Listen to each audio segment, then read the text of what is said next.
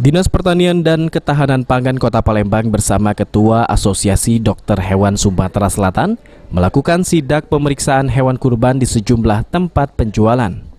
Sidak ini dilakukan guna memastikan hewan yang akan dikurbankan terjamin kesehatan dan kelayakannya.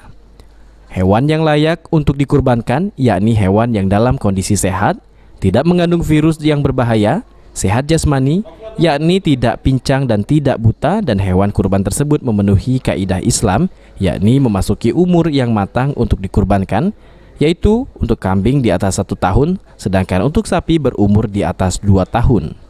Kepala Dinas Pertanian dan Ketahanan Pangan Kota Palembang, Sayuti, mengatakan terhitung awal bulan Juni pihaknya telah melakukan pemeriksaan di beberapa tempat penjualan hewan kurban yang tersebar di Palembang.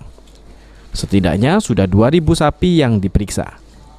Dirinya juga menghimbau kepada para pembeli untuk lebih selektif dalam memilih agar hewan yang dikurbankan benar-benar layak dan siap. Ya, kita sudah mulai dari awal Juni ya. Awal Juni sudah mulai kita periksa beberapa tempat dan sudah sekitar 2.500 ekor sapi ya. Ya, dari pedagang-pedagang yang ada.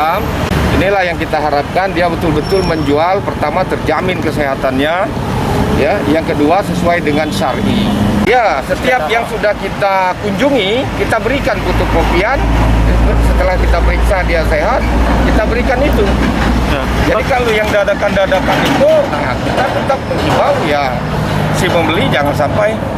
Kalau tidak ada bongkar paksa. Sayuti juga menghimbau kepada para penjual untuk tidak menjual hewan yang tidak memenuhi syarat, dan untuk masyarakat yang ingin membeli harus lebih selektif lagi dalam memilih dan belilah di tempat penjual yang sudah pihaknya periksa.